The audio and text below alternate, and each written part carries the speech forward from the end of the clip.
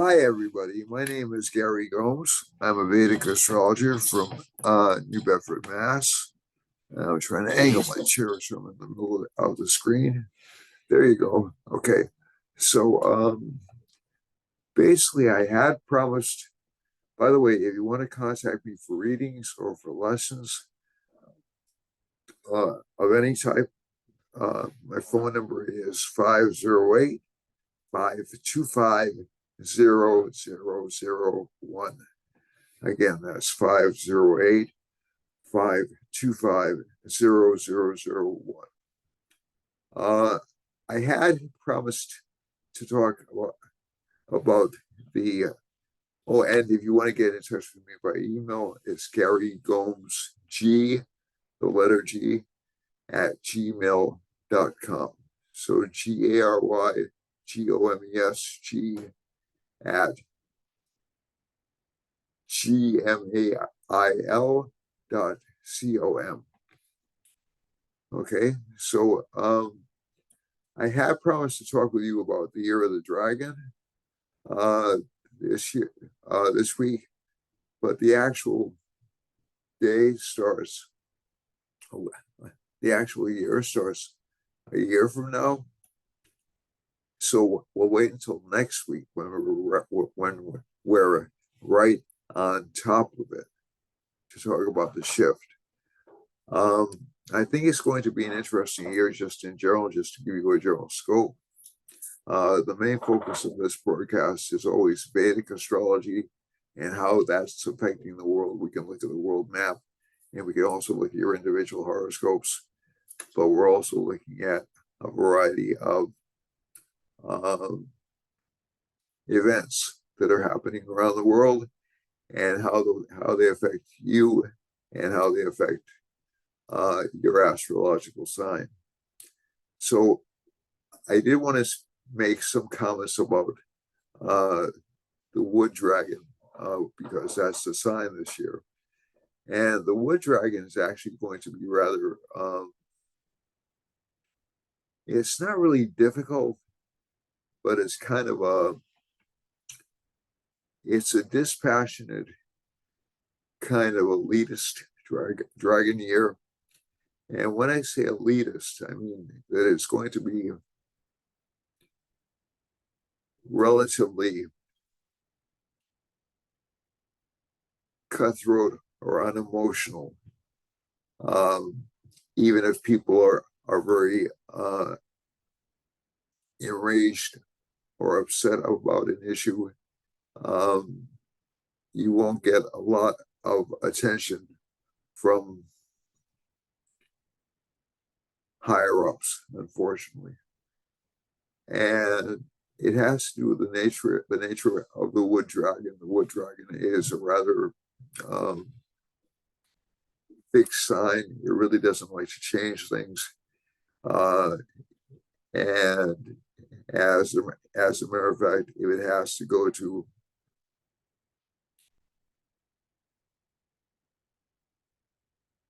extraordinary lengths or authoritarian lengths to maintain order, it will do so.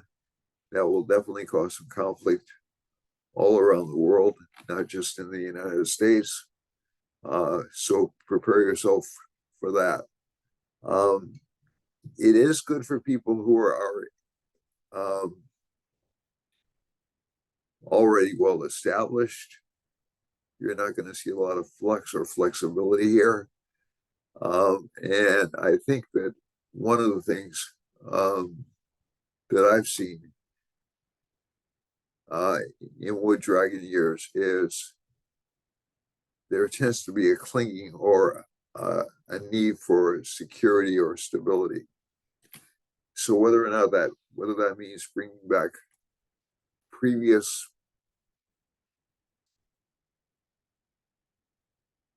ideas of order or previous ways of doing things, there's an inherent conservatism in this year coming out. That doesn't necessarily mean the entire year is going to be like that, but that's the overall energy of the year. So it doesn't look like a risk-taking time. It looks like a fairly conservative time. it looks like a time in which emotional responses are not going to do very much good. Okay, so just to let you know that it's just to give you like a little heads up on that. So I do teach Vedic astrology. I do teach Chinese astrology. I teach a variety of subjects. Um, I am making my way through one book I've already made my way through, and another book I'm in the process of reading on Vedic astrology by two talented authors. And I'll either have them on for interviews or write book reviews for them, or give you a synopsis online of the books. They're both extremely good writers. Uh, and as with every Vedic astrology book I've ever read, I don't agree entirely with it, but that's the nature of astrologers, right? So, but they are extraordinarily well researched. They're extraordinarily well done, and we'll be having some discussions about those over the next couple of weeks, at least. Um, Again, some of the things that I had promised you in previous months, I've been kind of overwhelmed with, not with personal health issues, but with family health issues. So I'm trying, and also with responsibility. So um, they will come. It's just been a matter of timing, finding the right time for myself. I'm also working more in the music world. You can see my array of keyboards in the back. And those were rescues. Those were things. Those aren't new. Those were rescues from when I had a fire a couple of years ago, and they survived. I'm happy to say. Um, and so it was either um,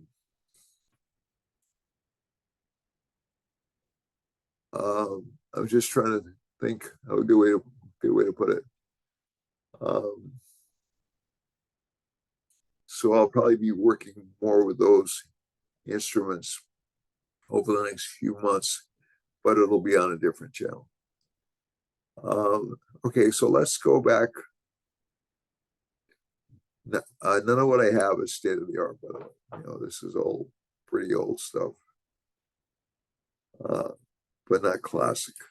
Okay, so yeah, so it's pretty generic stuff, but it pleases me. All right, so let's go to the chart. Let's share the chart for. So enough of that. If you like the channel, please subscribe, like, and share. It's important to me. I love you all very much, and thank you so much for your support so far. I will be expanding and announcing new classes fairly soon. So we're I'm projecting a date of around April for public. I'm sorry, around May for publication, and also for a large educational initiative. And so I'm looking forward to that. All right, so without further ado, let's look at the chart for this week and see what it tells us about the world. Okay, so let me see if I can share the screen. It's always helpful.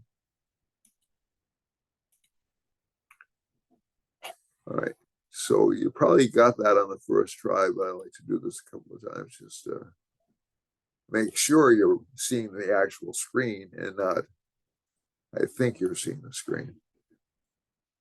So let's try this one more time, a couple more times. Zoom link, share the screen. Okay, it looks like it's on. And stop the share one more time and try it. Third time for Jupiter. You just see,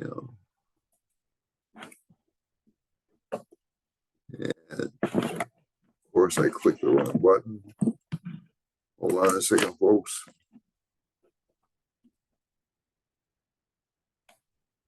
Amateur hour goes on, waiting to go, you know. All right, that's an old Sparks song.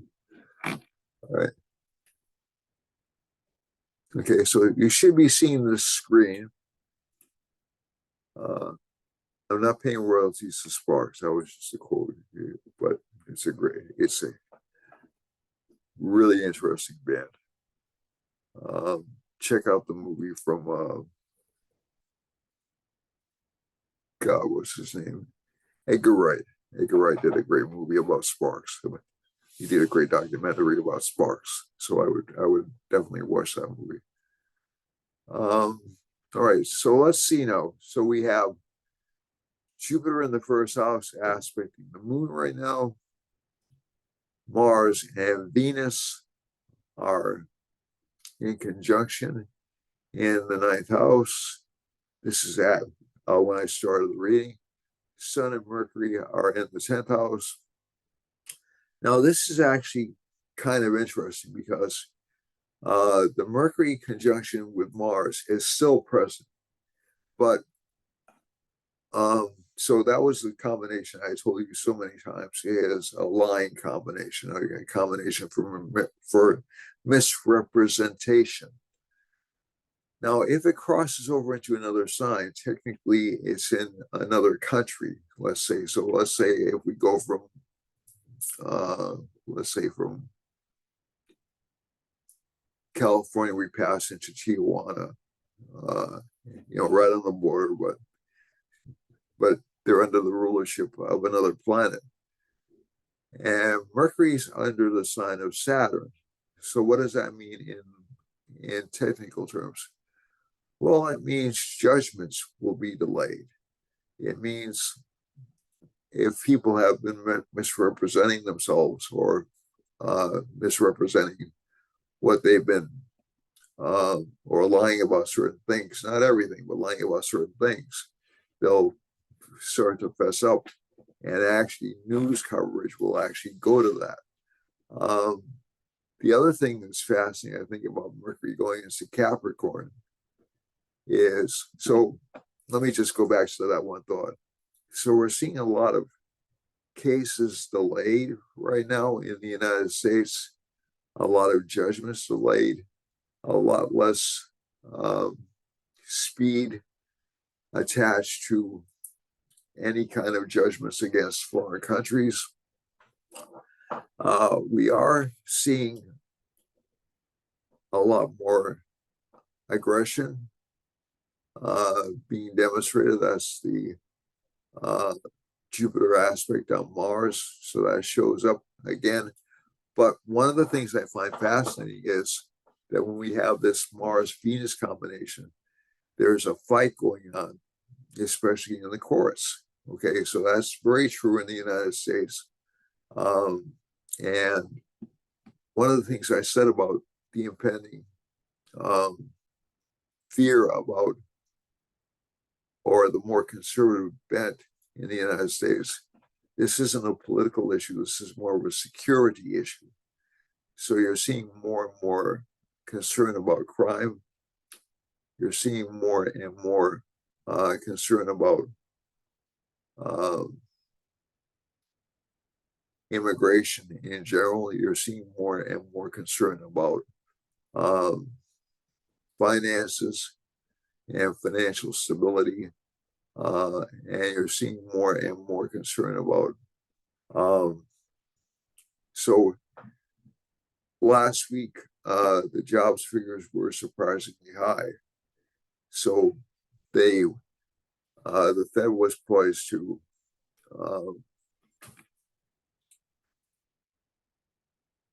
lower interest rates, and they said, no, we can't do that right now because the job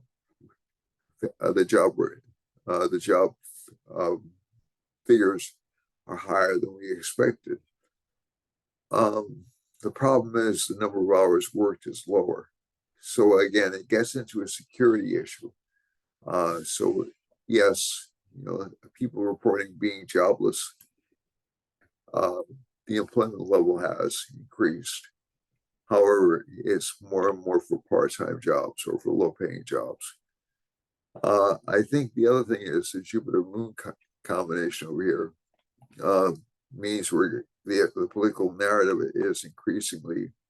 So you're seeing, at the very least, in a lot of the major cases that are showing up connected with the election, at the very least, delays being granted,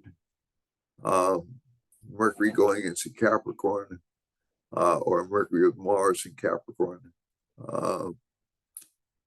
Essentially, you're seeing a lot of layoffs or a lot of cutbacks in the press and the media. That's due to several factors. A lot of it has to do with advertising. Essentially, media outlets aren't quite as good propagators of news or products as they once were, especially the old media outlets. So let's say YouTube, I've seen definitely in the videos I've been watching, the ad space is taking up more and more time. So you used to have like 5 seconds to where you had to watch a video or an ad before you could click skip. Now it's about 25 seconds, if on average, if I judge correctly. So I think one of the things is advertisers aren't relying quite so much on large media outlets. Some of the media outlets are actually striking right now. And some of the larger publishing companies like Gannett Publishing are experiencing strikes because people are afraid they're going to be laid off. And also certain large media companies have lost people over the past year, and they're continuing to lose people. So this is a big story in and of itself. And I think there's a tendency for people to say, well, it's because social media is taking over. And I don't think that's the entire story. But I do think that advertising, a lot of regular media outlets rely a lot on advertising in order to make ends meet, despite the fact that magazines have become incredibly expensive since I was younger. I haven't kept track of them to see whether or not they kept pace with inflation. They probably have. But also, they rely a lot, newspapers in particular, rely a lot on advertisers' revenue. And if advertisers are saying, well, I can spend less money on Zoom or have people, or I'm sorry, on YouTube, and have people promote my products for a lot less money, then why am I spending? And I'm reaching maybe, not with me, but with certain folks. I'm reaching a lot more people with through commentators, both network and non-affiliate and non-network affiliated commentators and non-cable affiliated commentators. And also Google, when it does its search engine, I don't know what the arrangement is with Google and any of those search engines in terms of ad revenues go. But Google can refer you to a site that you can get for free without buying the newspaper. So you'll notice some sites will refer you to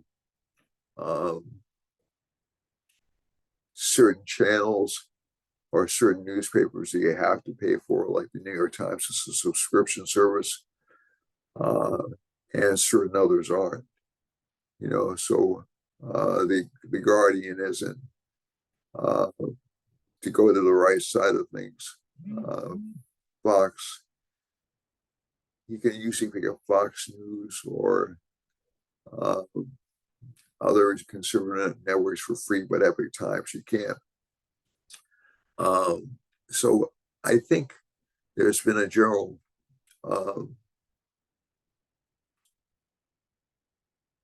business realignment in media over the past, let's say, 15 years or so, and that'll continue, to be truthful. So that Jupiter-Moon combination actually refers to publishing. So that's actually one of the things that Jupiter-Moon opposition means. So Jupiter-Moon combinations usually means people publish books. And I was talking with somebody who was in the music business for years and said, well, years ago, you had to buy these things from distributors. Now you can look up a YouTube video and see it for free, which is true. So it puts me in kind of an ambivalent situation because I don't want to see these artists not get paid for their work, but at the same time, I'm grateful that it's available in such easy access.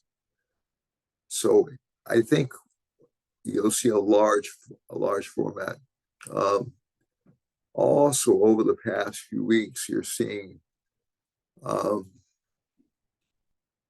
Rahu's in the 12th house. So again, that does mean institutions collapsing. We are experiencing problems not only in the United States with disagreements between the states and the Supreme Court, but also different countries around the world. So the farmers are protesting in France. There's a lot of protests in Germany. There's a lot of protests that I've already spoken about in Argentina, Ecuador, Canada, and also there's something to keep an eye on, and that is the increasing use of digital currency will make it, especially governmental digital currency, will make it easier for governments to shut down opposition just by shutting off bank accounts. And that's something we should pay close attention to, because I'm not saying you should fund your enemies, but I think it does worry me that economic sanctions can be used against somebody with whom you disagree.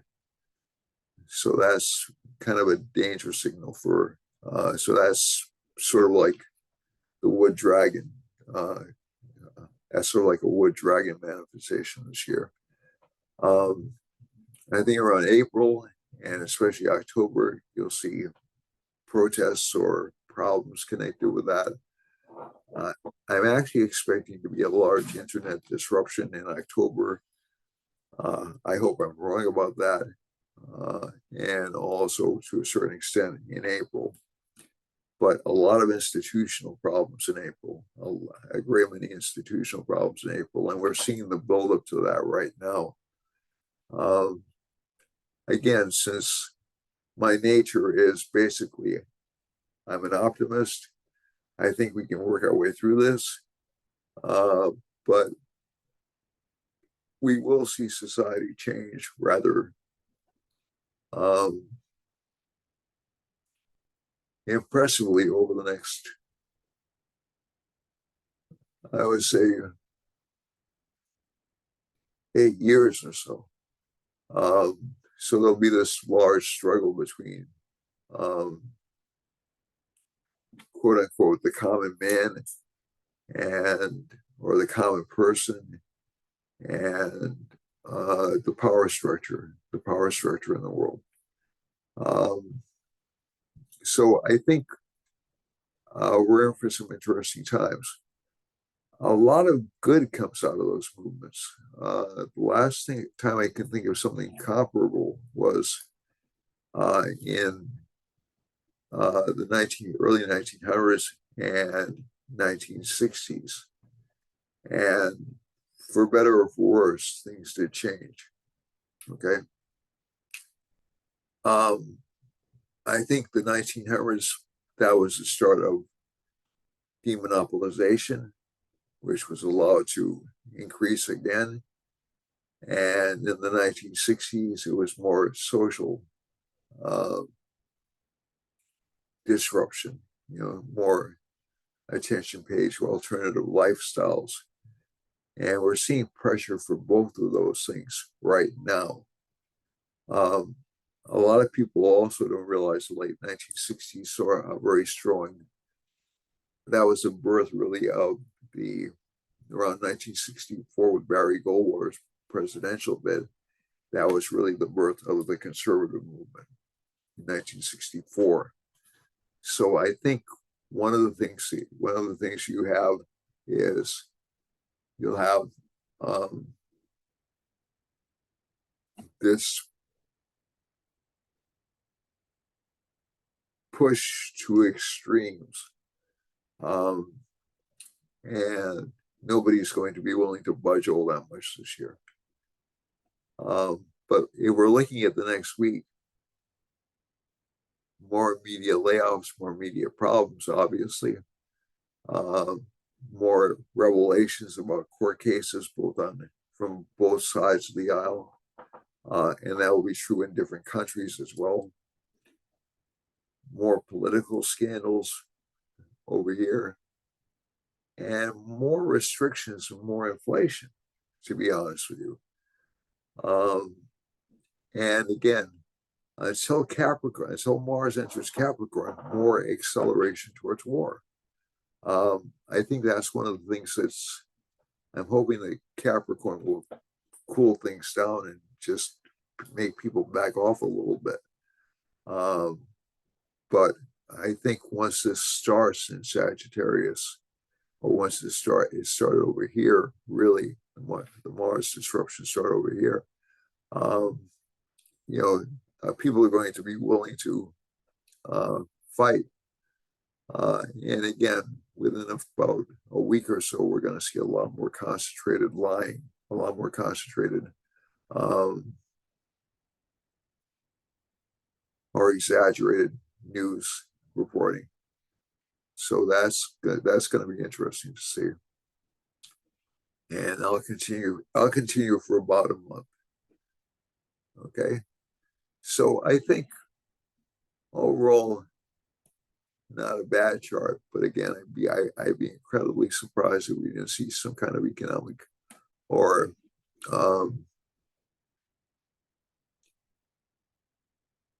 communications disruption in April, and even some dismissals of court cases over the next couple of months. A lot of the current court cases seem to be in a lot of trouble. And one robin doesn't make a spring. There's another expression: one robin doesn't make a spring. And one court victory doesn't mean that everything else will tumble into place. So you have to be careful about that. All right, so Jupiter's in the first house. It gives us reason to be optimistic. It's aspected by Saturn, so cautiously guardedly optimistic. Jupiter's aspecting the moon. More people will write. More people will be compelled to tell the truth. Venus is in Jupiter's sign. That will also compel people to tell the truth. Mars will move into Capricorn. That will force more government control. Saturn in the 11th house. Trying to think of a good way to put it. more innovations, more economies of scales realized in various technology products, but also a lot of those innovations will be relatively silenced. Rahu in Pisces and Ketu in Virgo, difficult for earth matters and water matters, so flooding, earthquakes, and also institutional beliefs sort of taking a dive. But everybody's going to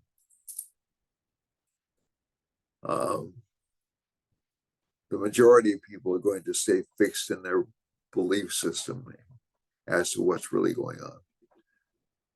All right, so let's look at your individual charts. I missed Sagittarius last week, so I'll be careful not to do that.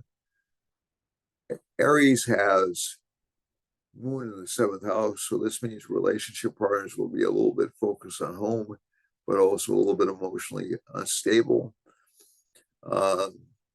Ketu's in the 6th house.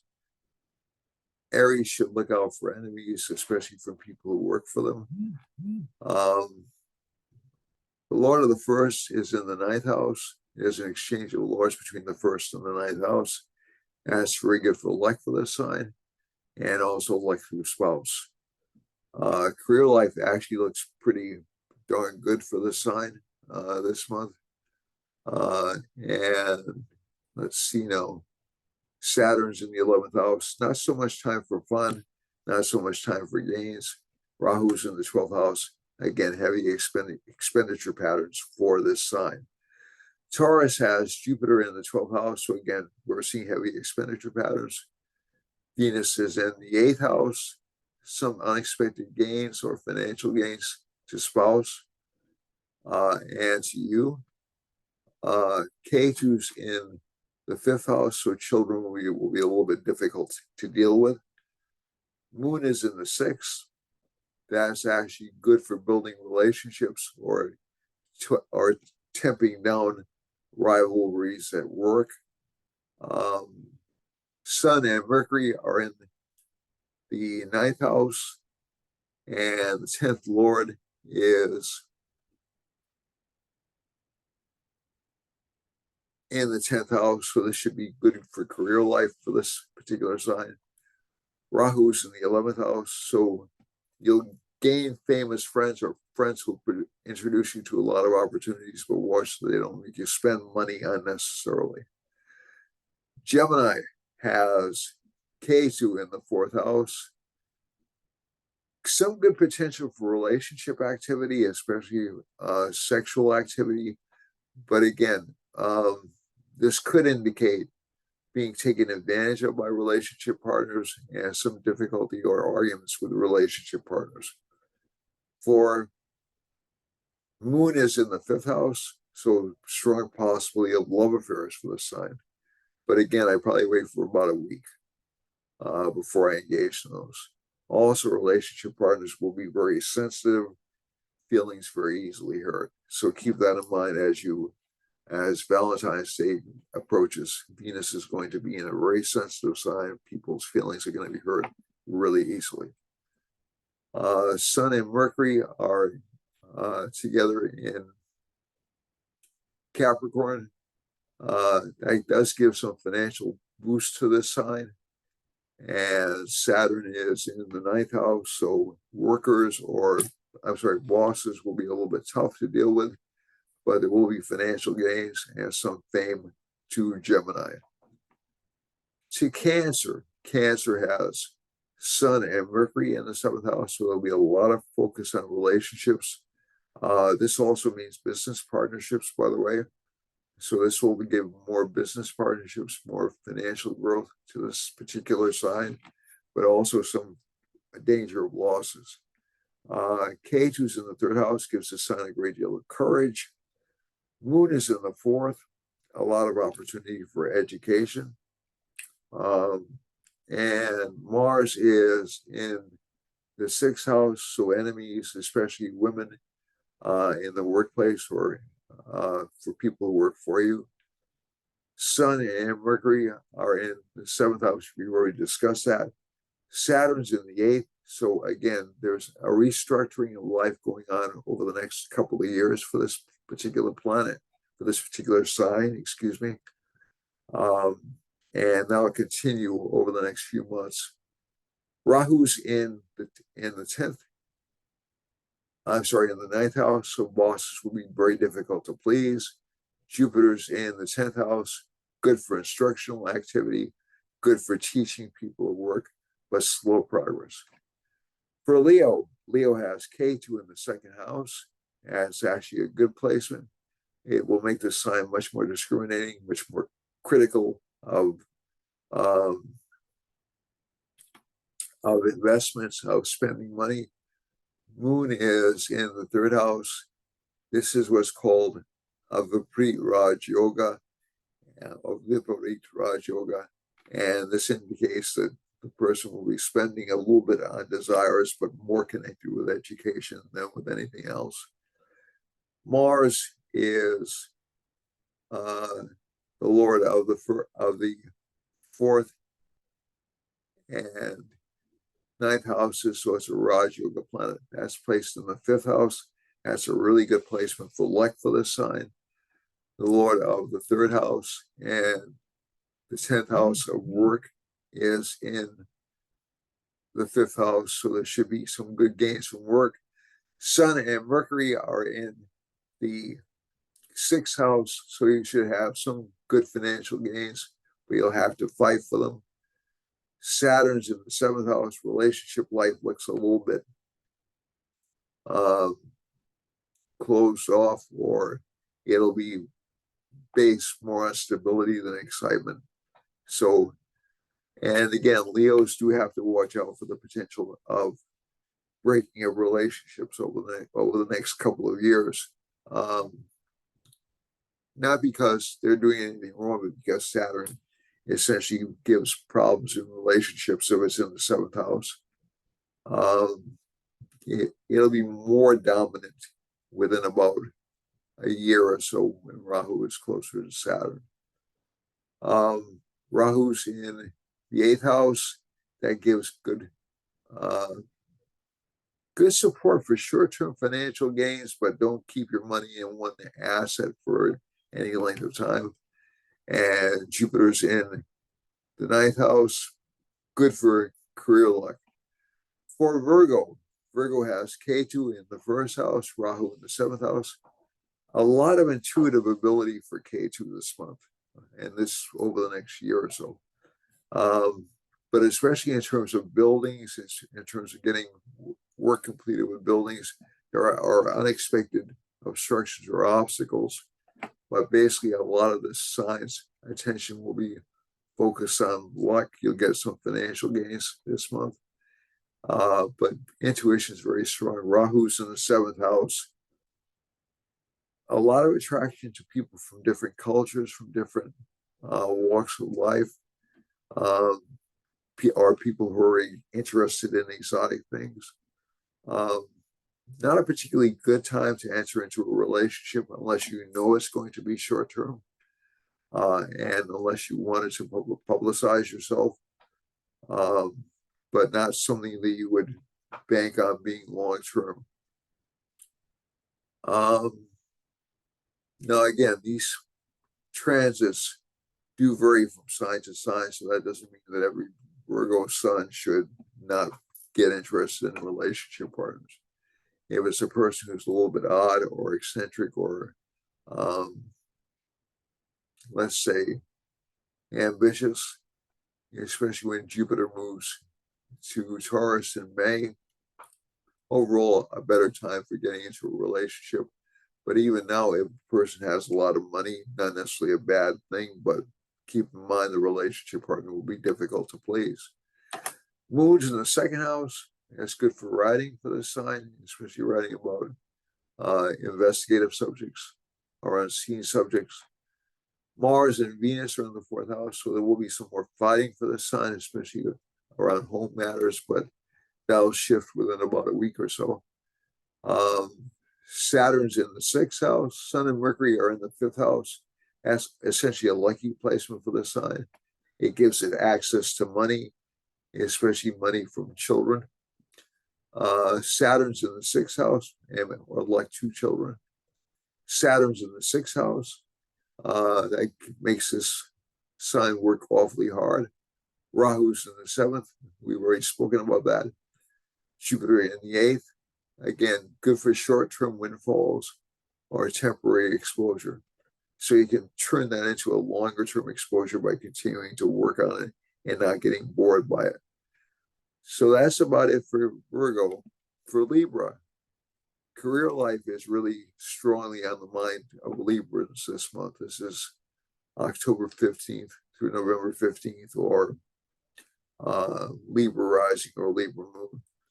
And so again, there'll be a lot of focus on career life, a lot of focus on financial gains for this sign, a lot of luck in achieving financial success with Mars and Venus in the third house.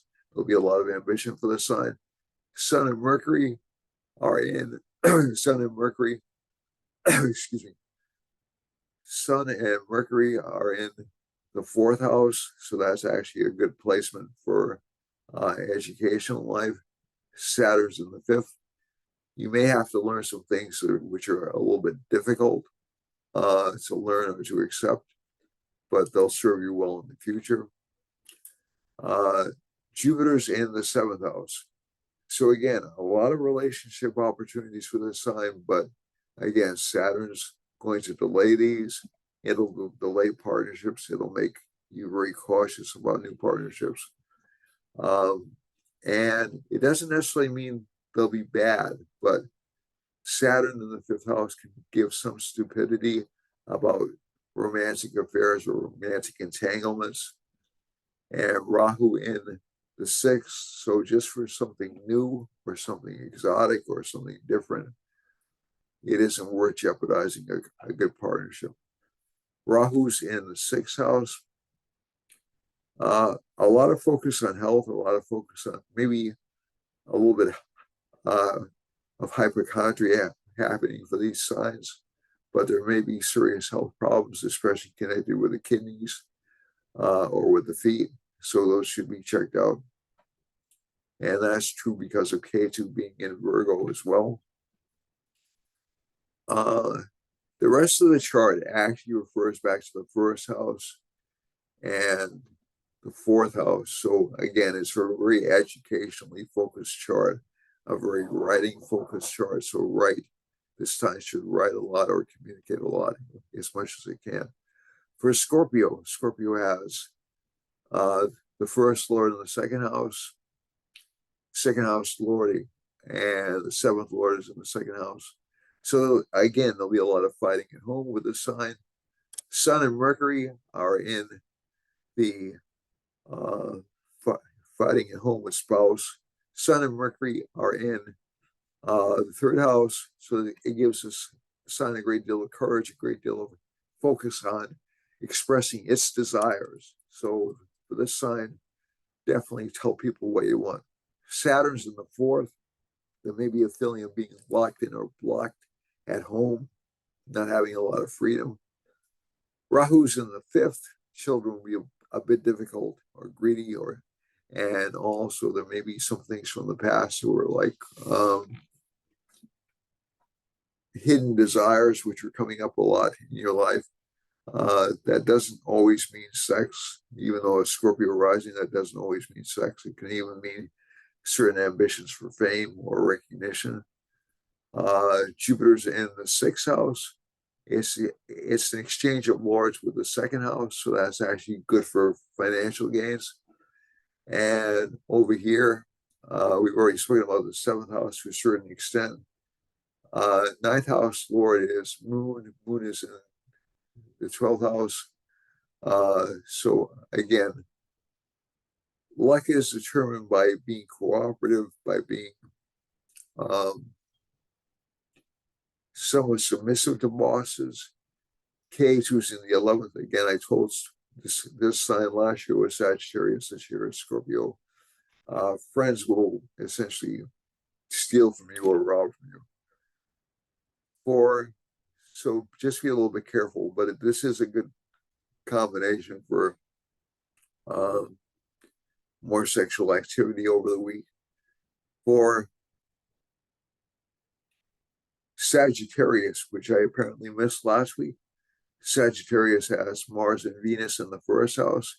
Again, this is a good combination because Jupiter's aspecting Moon, which is Sagittarius's eighth house, and it's also aspecting the first house in this mutual exchange of signs between Aries and Sagittarius, which tends to bolster both houses and make luck from past efforts more possible for this particular sign.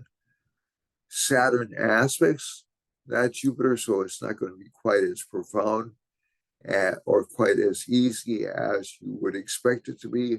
But again, if you put just a little bit of effort into it, if you really fight for what you want, then you'll definitely get it. Sun and Mercury are in the third house. I'm sorry, in the second house. Good for financial growth. That's a good combination for career and money luck. Rahu's in Saturn's in the third house. So again, determination to get what you want. Rahu's in the fourth house. Ketu's in the 10th house. Maybe not a lot of recognition in career, but a lot of career growth over the next few months. For Capricorn and Moon, Moon is in the 11th house, so good for financial gains from unseen sources. Capricorn, Sun and Mercury are in the first house. Mars is about to enter the first house. So this sign will have a lot of control, especially businesses will be very strong. People who own businesses will be very strong. They'll put a lot of effort into their businesses. Saturn's in the second house. That'll be because essentially financial profits or financial gains will be a little bit difficult.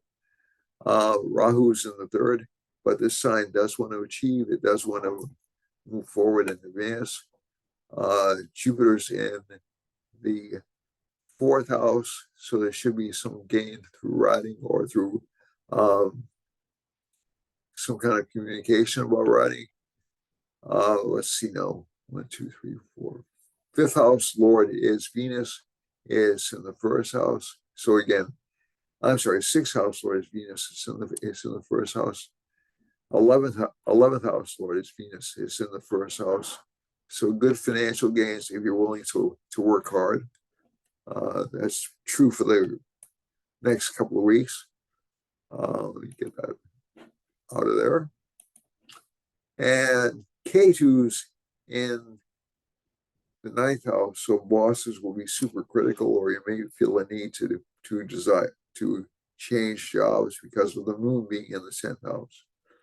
I wouldn't recommend it right now, but that's, that may be a path to pursue a few months down the road. Aquarius has Saturn in the first house, has a really strong positive yoga for control. Rahu's in the second house, greed for money. Jupiter's in the third house, desire to teach and write. Ketu's in the 8th house, unseen or chronic problems in terms of health. Mars and Venus are in the 11th, good for financial gains. Sun and Mercury are in the 12th, so maybe more distance or separation from relationship partners. Finally, down to Rahu into Pisces, good for gains. Difficult times with relationship partners, a lot of interest in research. Mars and Venus, good for career success. Sun and Mercury, good for financial gains, but too much expenditures. So let's go to the time-space change chart, because I am running out of time, as are we all, but this is more serious. Let me close that again. Time and space. All right, so where are we going to have problems? Again, Hawaii, some problems with governmental fraud or with mistreatment. Same is true up through, we're not getting the whole story about what's happening in California or Oregon or Washington. That's definitely true. There's a Saturn line running up through Mexico and Arizona and New Mexico and Texas are being hit very hard by immigration problems. So really are these states overall in the United States. And also there's some economic slowdown in New Mexico all the way up through North and South Dakota. If we're looking at Venus, and it looks like Rahu are joining in Florida and hitting the Virgin Islands and hitting Cuba and down through Panama and down through Ecuador and down through Peru and down through Chile, Argentina, and Bolivia. A lot of disruption, a lot of governmental disruption. True as well in the United States. There'll be a lot of focus on New England and Washington area in the United States. That's obvious, but that's really strong. And some scandals out near Pennsylvania and Virginia and down through North and South Carolina. The other thing I'd like to mention is there'll be fighting breaking out, I think, in North and South America, and also probably in Guyana, and maybe even into Brazil. Extraordinary government control in Brazil. So let me just move this little box over to the left. Saturn is hitting Iceland again. So Iceland, as we know, has been going through some volcanoes. It's possible there may be some activity like that in the Canaries and in Azores. And over here, fighting in Ireland, government misrepresentation in France, Spain. Whoops, sorry, didn't mean to do that. And let me get out of that. I'm going to shrink it down a little bit. Sorry about that, folks. Oh, I can't shrink it down. Let me see if I can. There we go. Sorry about that. And a lot of fighting, it looks like, in Algeria. Governmental scandals in Germany and Eastern Europe and Italy, and going all the way down through Western Africa over here, hitting Switzerland, Norway, and Sweden too. Jupiter is passing over, and I don't want to ignore it. There are a lot of governmental issues in South Africa as well over here. Maybe even some potential for extraordinarily bad weather conditions. Jupiter over this part of the world indicates some potential for problems with the courts. So that's actually really close to Israel. We've heard about those issues before, and even some governmental scandals in that part of the world as well, down into Egypt, down through Sudan, and down through Yemen. This moon line passes over Iran, Ukraine, Saudi Arabia, down through Madagascar. That really means changing governments. So I don't know how much that can happen in these particular countries, but certainly a lot of populist problems in those countries.